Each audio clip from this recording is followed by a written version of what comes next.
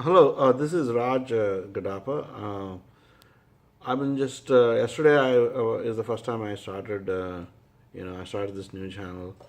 I'm going to call it the Bipolar View, and where I'm just trying to change my style a little bit. Yesterday, I was very at a very I would say slow paced. Anyway, the bottom line is all of my these videos is going to be completely spontaneous. There's no preparation whatsoever except the topic itself. Here, my topic is definitely going to be about the recent, NFL protests in USA, and also since Trump has elected, how race has become a little bit of an issue. It has been making it to the headlines, and the word. I've been in the United States for 28 years, and the word white supremacy was rarely seen in any headlines, whereas it's coming somewhat to the news headlines these days. So I'm going to be more focusing on the existing, what's going on right now, and slowly see how we can look at the overall, about race issue in the United States. Um, it's something that everybody likes to avoid, and one of the reasons one should watch my this so-called the bipolar view is because I'm going to be little taking some chances, and I'll be a lot more honest. Brutally honest is the right word, but I'll try to be less brutal though. But I'm just saying, like, people are so. I've been here for 28 years. People are so hesitant to talk about race. They think it's when talking about race is like a waste of. Like what I mean is, they just think it. I don't know. People are just scared. I don't know if they're scared. Are they? I have to be honest. I find it interesting.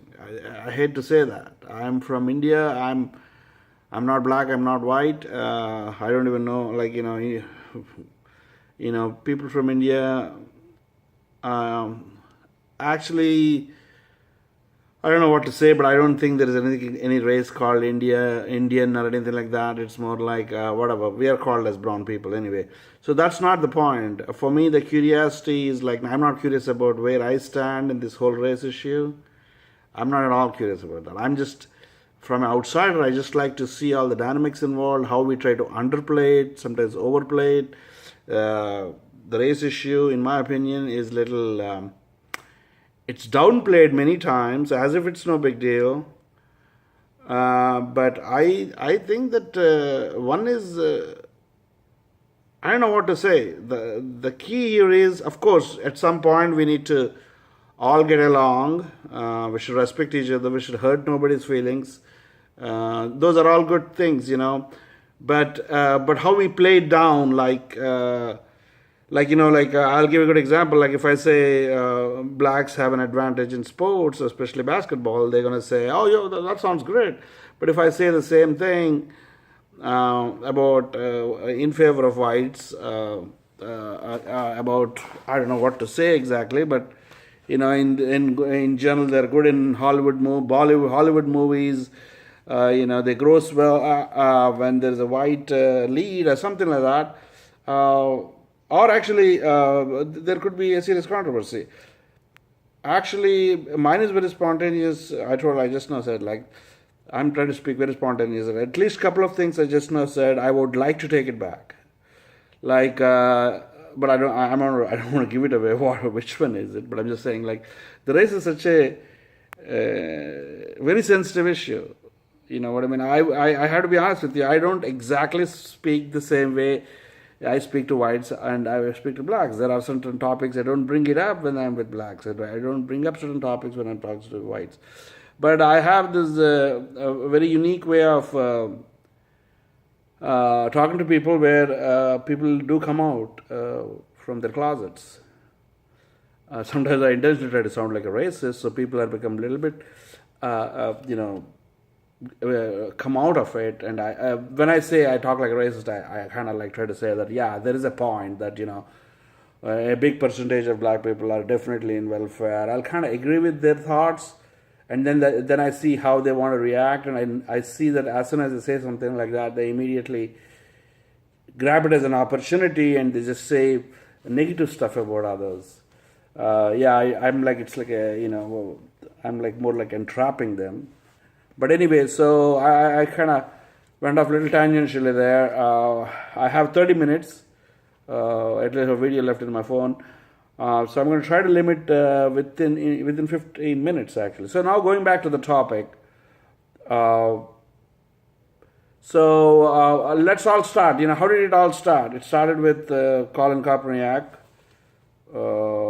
He kneeled down, right, during the national anthem. He's the guy who started. His point was that young black men are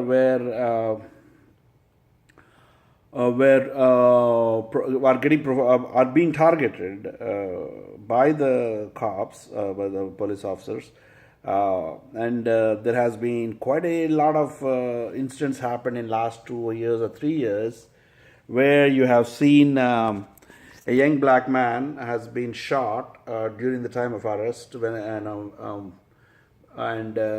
most of the time the cops claimed that it was about self-defense, whereas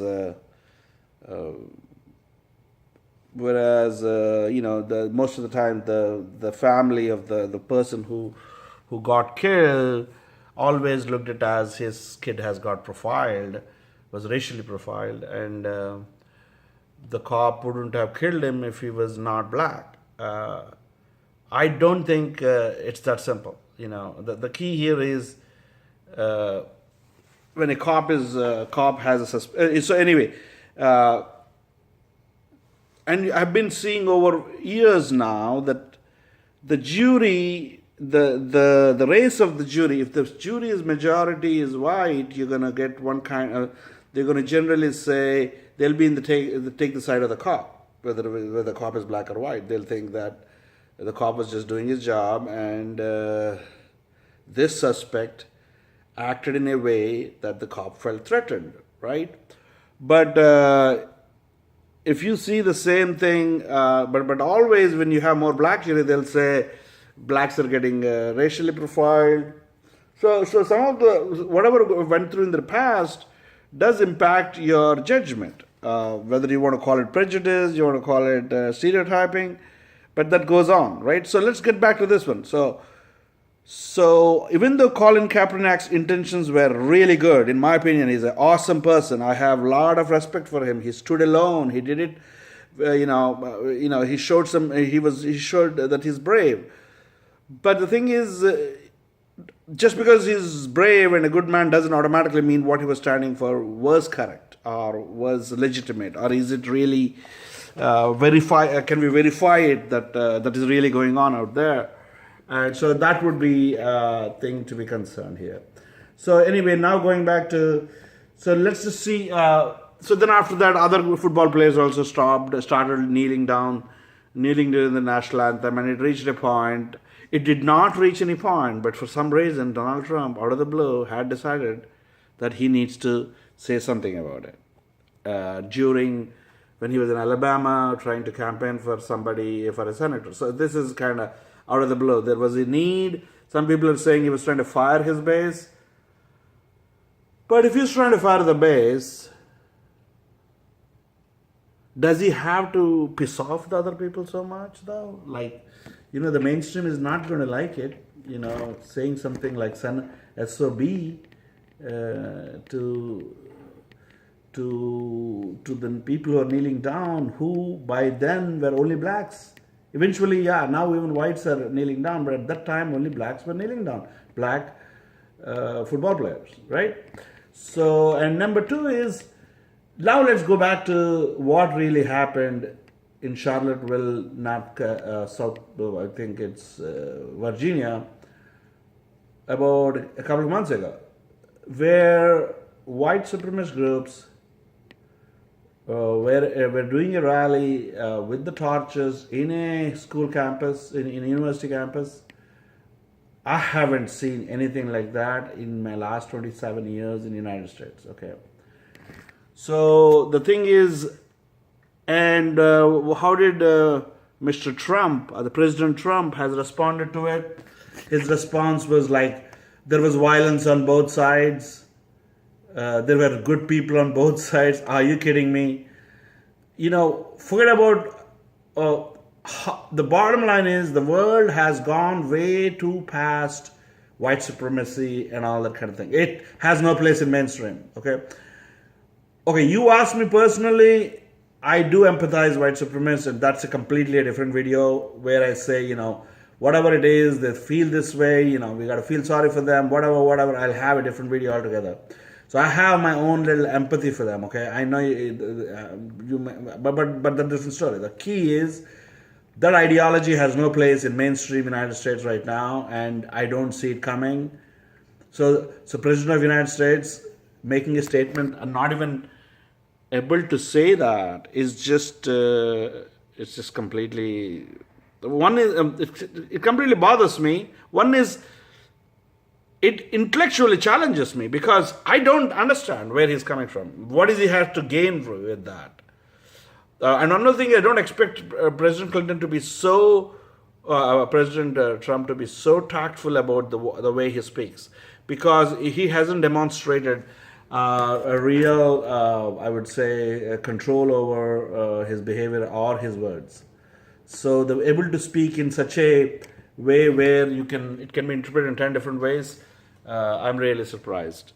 Okay, so now the key here is, now what I'm going to be speaking from now is, how did United States come to a stage here where white supremacists have a rally of that magnitude and then president makes a statement like that? So that's what we're going to get into, that and this NFL, all three.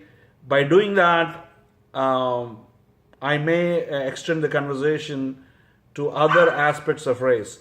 I'm going to throw a few curveballs at everybody before my next thing. One is, a system can be successful without being fair. So I don't believe that diversity is strength or anything like that. We don't have evidence for it. Maybe it is, maybe it's not.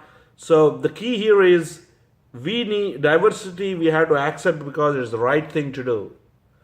So we can't fight. We can't keep making our case saying that it's anything good for the economy or whatever it is, because people keep saying diversity is strength. No, there is no evidence like that. And one of the most important point people need to keep in mind here is, United States has reached its real high, like it became a superpower before Civil Rights Act. That means all over the world, shit was happening, but human beings were making progress. Okay, so let's keep that in mind. So we're not going to just get into this continuously defending all the good things, because human beings have achieved a lot of things with a lot of brutalities continuing, a lot of atrocities continuing. So we're going to take a little different way of looking at this. Okay, so anyway, okay, I'm going to end this video right now, and I'll be making another video as a continuation of this, because people don't have more attention span than even 15 minutes. So I'll just stop this video right now. Talk to you all. Thank you. Thanks for listening.